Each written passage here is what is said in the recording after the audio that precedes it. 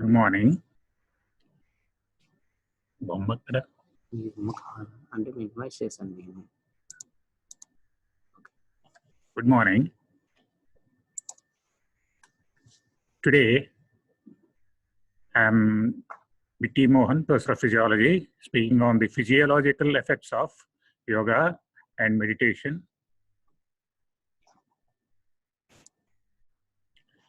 First of all, before we go further, let us see what is yoga.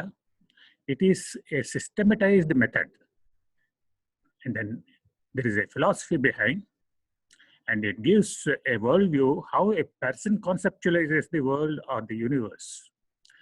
It is a way of life. So it defines the lifestyle. So yoga involves the lifestyle of the individual. Yoga develops awareness and control on physical body, emotions, mind, and interpersonal relations. Ashtanga Yoga works on whole being, his habits, behavior, body, breath, and mental functioning. Now, the method which is usually followed is Ashtanga Yoga, which means 8-limbed yoga. There are 8 parts of it. That is Yama Niyama, Asana Pranayama, Pratyahara, Dharana, Dhyana, and Samadhi.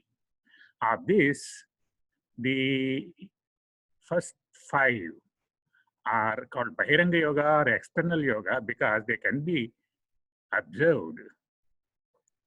Then the last 3, Dharana, Dhyana, and Samadhi, are called Antaranga Yoga or internal yoga because they cannot be observed by others directly. Raja Yoga essentially involves the mental aspects, that means the behavioral norms of Yama and Niyama, and Dharana, Dhyana, and Samadhi, and also Pratyahara to start with the 3. Then, apart from these 3, the yoga practitioners do involve themselves in the so-called Hatha Yoga that includes some kriyas which are cleansing practices, cleaning the external parts of the body as well as the visceral parts as well. Then the mudras are the hand positions with special positioning of the fingers.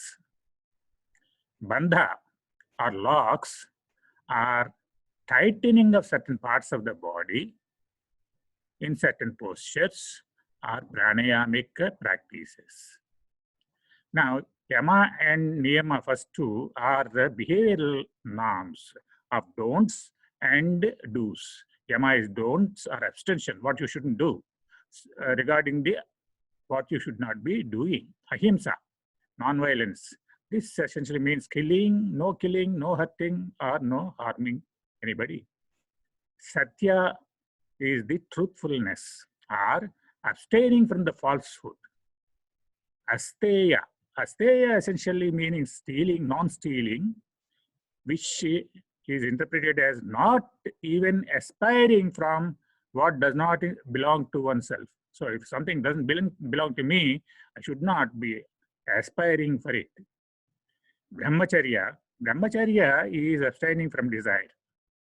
And essentially, this is directing one's goals from worldly goals to the preferably spiritual goals.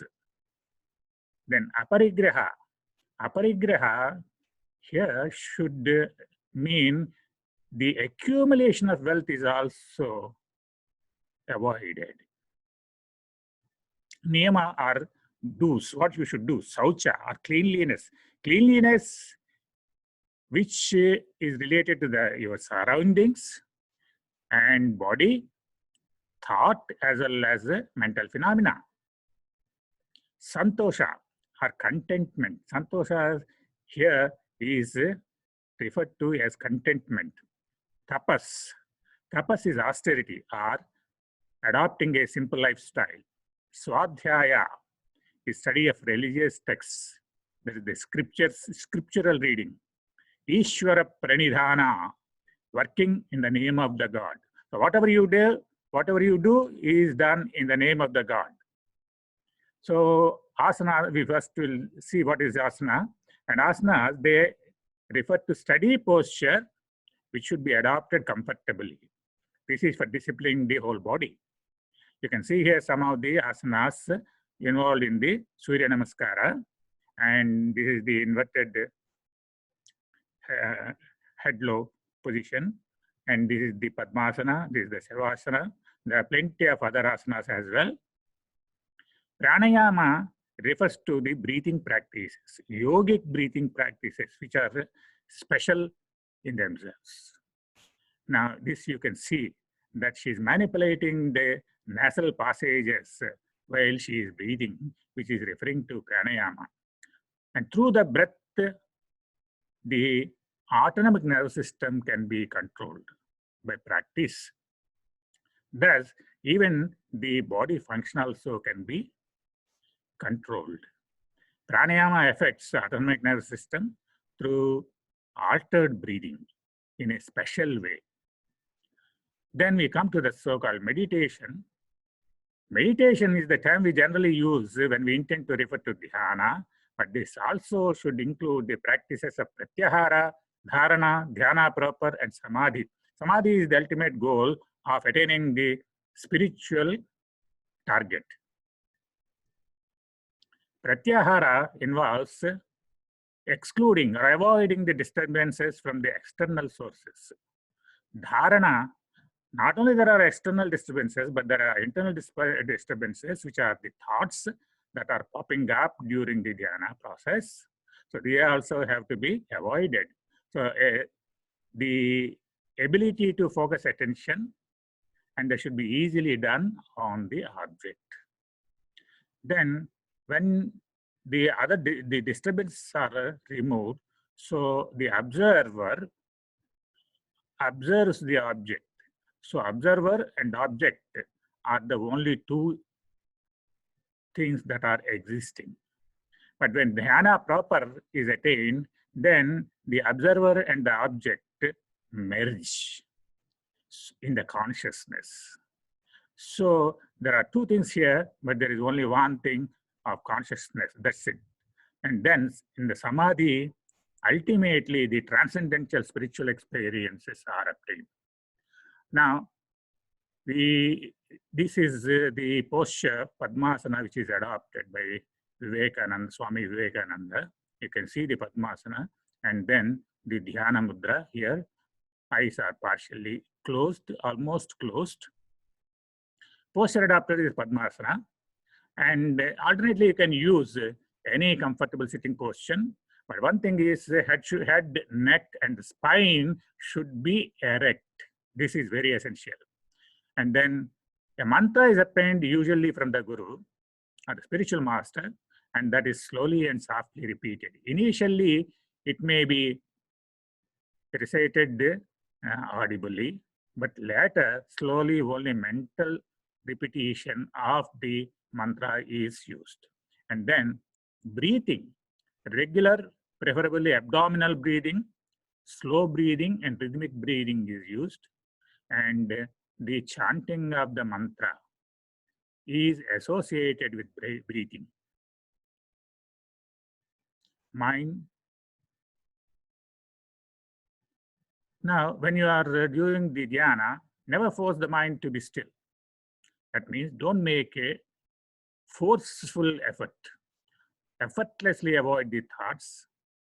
Mind is to be automatically attached to the objects of meditation. And the session can last for about 20 minutes. And such 2 sessions in a day may be used for practice by the during the initial days. But in special practices, the duration may be increased. Then anyway, the whole thing has to be supervised by the guru.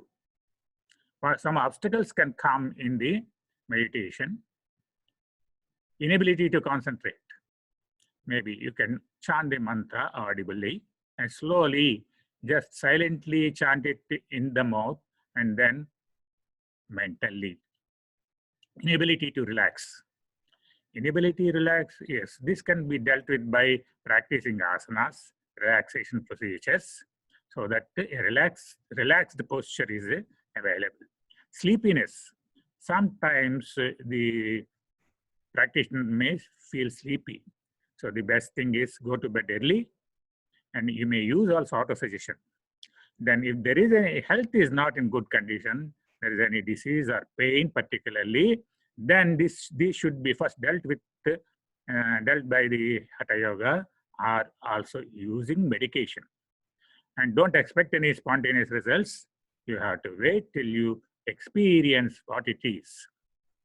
Now, a word of caution is that practice yoga and meditation only under the guidance of supervision or of a guru or the master of yoga with practical experience. And we deal with some of the scientific studies and see what are the effects. Studies are usually carried out on a group of subjects, practicing a group of asanas, pranayama, and meditation. So they may vary in the content of what are included in the practice. This may be done separately or in combination for a few weeks or months. Sometimes observations are also taken on long-term yoga practitioners as well. Now you'll see the effects on musculoskeletal system. You can see it has been demonstrated that improvement is obtained in the flexibility of the muscles and joints. Coordination and equilibrium is better. Stamina, endurance also improve. Strength and resilience also improve. Feeling of being energetic. So with these things happening, the person feels well, and also he feels energetic. At the end of a yoga session or the meditation session, the practitioner of yoga or meditation do not feel tired. Rather, he is more energetic. So there's one. Then these asanas, regular practice decreases the strain that is present during the early stages of practice in adopting an asana. Gradually, this strain will decrease as shown by EMG studies. Then the back arching asanas.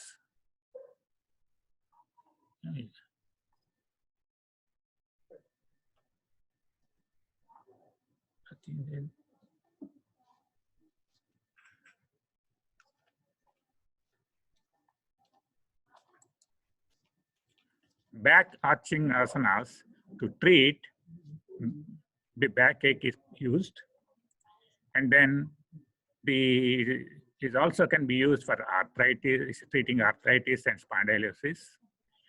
And they also found rheumatoid factor levels in the blood are decreased because through the yogic practices. Yogi Ramananda could cut a leaf using fingers as scissors, and then he could also break a steel chain tied around his chest. Effects on digestive system. Systematic studies are hard to come by, but anyway, the observations by yoga practitioners ensures appropriate functioning of gut, relief from the gas, bloating, and related discomfort. And it is also useful in treating irritable bowel syndrome. A PhD work was done by the Department of Physiology of All India Institute of Medical Sciences, New Delhi, on the irritable syndrome and the yoga practices. Now, there are some cleansing processes which we call kriyas, like Vamanadhauti. They can be used for cleaning the stomach, and that will be used for treating the hyperacidity and the peptic ulcer. Then the kriya called Shanga Praksharana can be used for cleansing the whole of the gut, entire gut. And this is also useful for for the treating the obesity. Now coming to the effects on blood, the RBC count increases, hemoglobin content, hemoglobin also increases. So you'll find that oxygen carrying capacity improves. Increase in the plasma protein concentration also occurs, particularly in the practitioners whose plasma proteins may be somewhat less. Decrease in serum cholesterol and free fatty acids in plasma occurs. Then resistance to infection. Immunity is improved, and particularly the infection of cold is can be prevented very effectively by yogic practices. Then effects on cardiovascular system. Cardiovascular efficiency, particularly in the sedentary individuals, which is expressed as the index of physical fitness increases. So the physical fitness is geared for a better efficiency, cardiovascular efficiency, so that he can perform the exercise more easily and effectively. Resting heart rate and blood pressure decreases, particularly in those the blood pressure is higher, more so in hypertensive patients. Heart rate variability increases. Heart rate variability occurs when compared the heart rate between the inspiration and expiration. The heart rate is more during inspiration and less during the expiration, and that is the variability. So this heart rate variability, what we generally term as the sinus arrhythmia, increases, which indicates better health, better cardiovascular health. Then Shavasana decreases heart rate and blood pressure immediately after the asana itself. Certain asanas may increase heart rate and blood pressure. Heart can be controlled by experienced yogis. Heart stoppage or increase in the heart rate to 130 to 150 per minute could be obtained by experienced yogis. Then Swami Rama, he could demonstrate a 10 degrees centigrade temperature difference between two sides on the palm. This could occur only because of the variation in the blood flow in between these two sides. And this can be done only by the autonomic control. So effects on respiratory system. This is one system where the effects can be demonstrated very easily, most clearly. So asanas and pranayamas, they can result in clearly demonstrable effects on the respiratory function. Respiratory rate decreases, tidal volume increases, smoothness in breathing, and so relaxation as well. Vital capacity increases. Resistance to airflow decreases. So this resistance decrease should mean easy breathing possibility.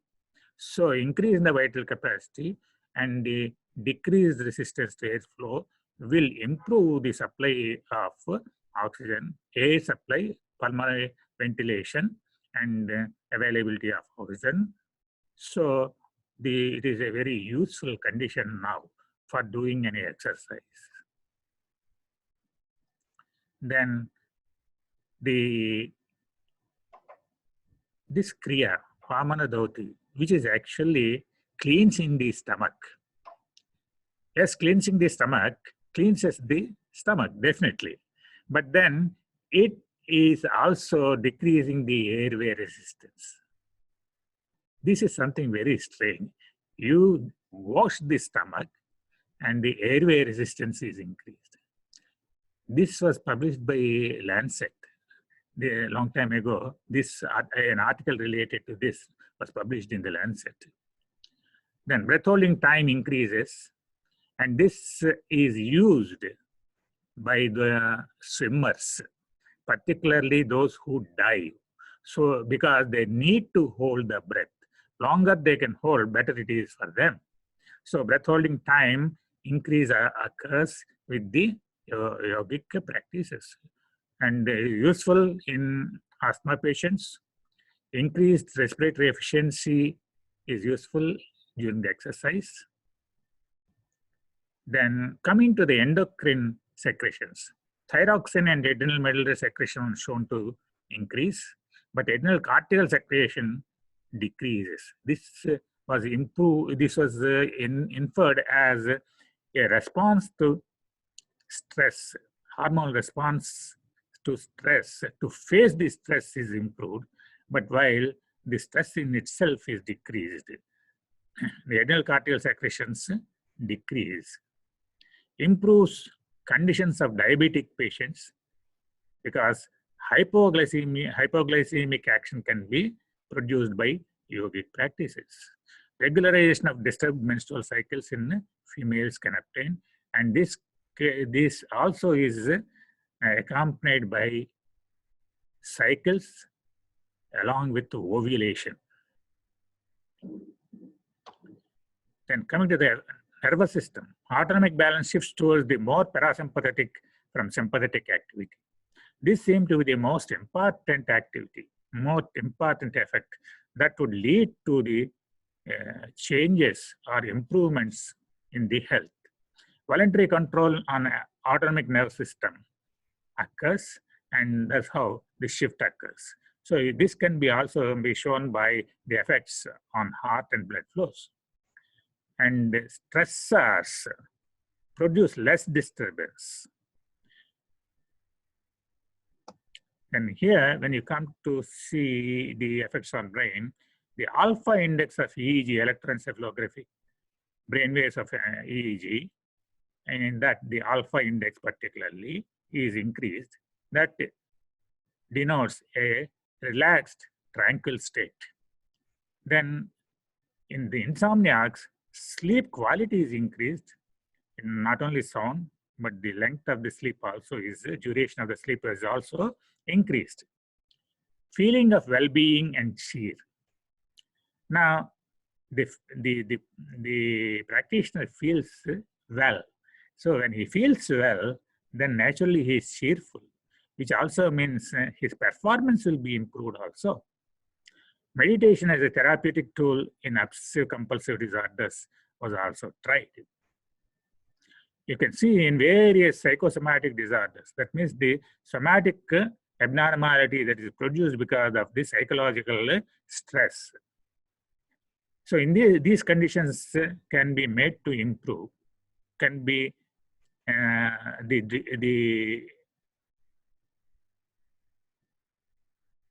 the yoga being used as an adjunct therapy in these conditions is quite possible. So the conditions are hyper-SD, peptic ulcer, digestion-related problems, hypertension, palpitation, arthritis, spondylosis, backache, asthma, diabetes, sinusitis.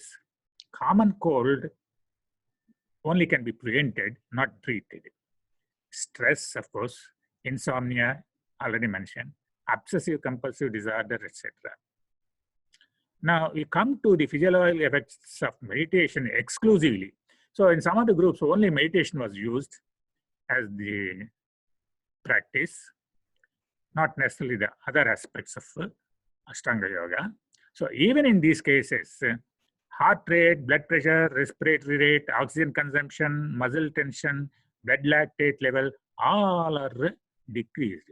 And it sounds, particularly looking at the oxygen consumption, you can say that it is a hypometabolic state. Hypometabolic state.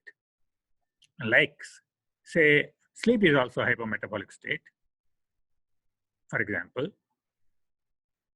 So other effects are anxiety and reaction to stressors is reduced, sense of well-being, cheer, and energetic feeling increase. Social connectedness, compassion, kindness, and empathy seem to increase. Now, all these aspects, along with an improvement in the emotional stability, improves the relationships, improve the interpersonal relationships, cognition, focus of attention, span of attention, and subsequently the performance are all improved. Now, they said the sleep quantity and quality, they are increased. Creativity is increased. So many of the artists use meditation as a practice to improve their creativity. Memory is used very often in the places where memory is very necessary. Meditation is also performed to improve the memory. Ability of decision making is improved. Attention span is improved.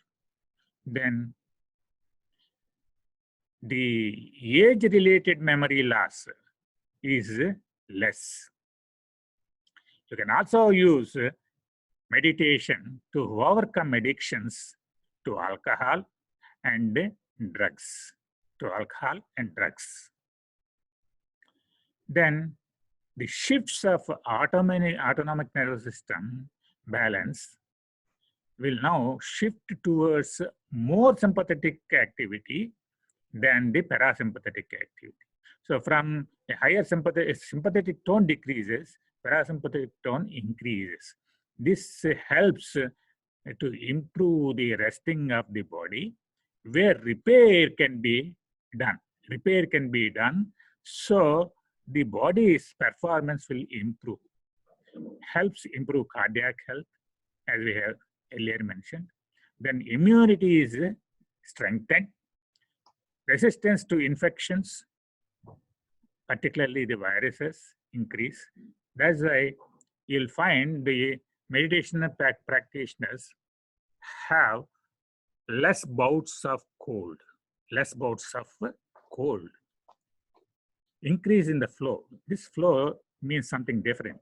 And when person is performing a task, he's immersed into the task fully. More fully he is immersed in the task, better is supposed to be the flow. So this flow condition is also improved. So he can perform this task much more attentively, much more effectively, and much better than before. Decrease in the emotional and physical pain both. Now, you may say emotional pain, okay, because it is emotion, it responds to the meditation. But not only emotional pain, but physical pain also can be decreased by meditation. Now, this last one is not but the least, spiritual enlightenment. This is the final goal of yoga.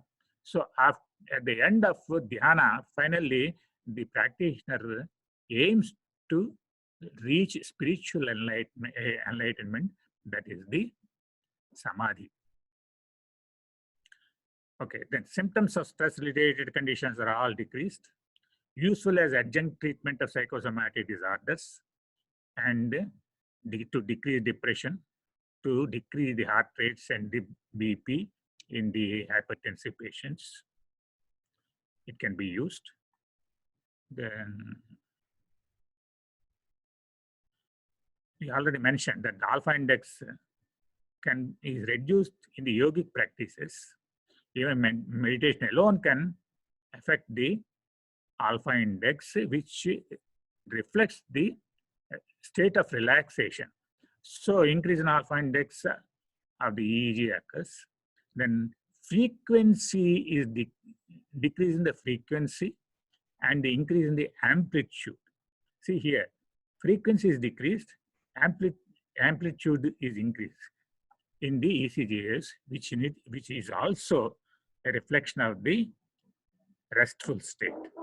Reduction, you can also see the reduction in the density of the brain tissues associated with the anxiety and worrying in the brain. So this is a very significant point that the brain tissues even anatomically, may change the density. Then synchronization of brain waves on the two sides of the cerebrum occurs. You can see this in this slide. So a normal person's picture is here, where on the two sides of the cerebral cortex, you can see the colors are varying in place and extent. Now, blue color is minimum and red color is maximum synchronization. So in a normal person, ordinary person, unbalanced brain wave patterns with weak function, prone to anxiety, depression, weakened mental health. When the meditation is performed, say for about 15 minutes, produces a change something like this, and after 25 minutes, you can see a perfect synchronization.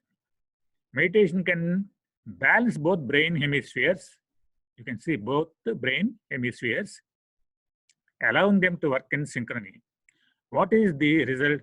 Neurocommunication of thoughts, responses multiply, resulting in a better performance, more integrated system, optimizing both mental and emotional health.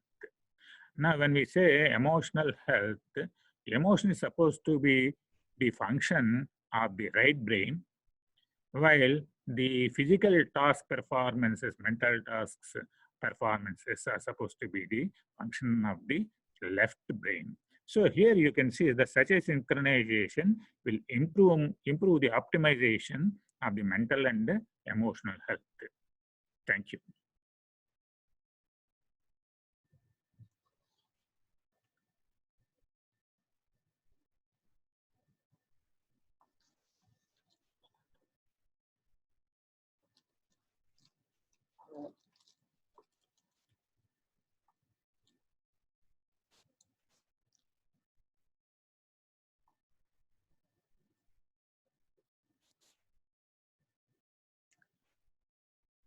ఇది share out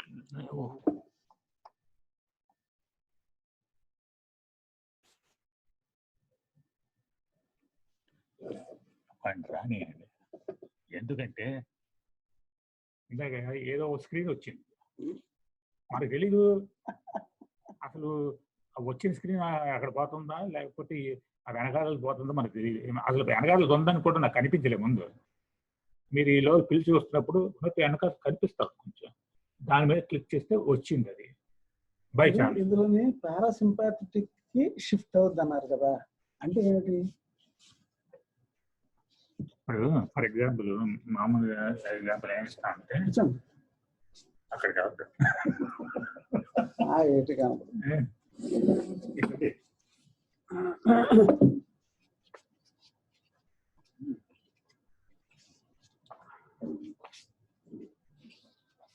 రమ్మంటే పోలే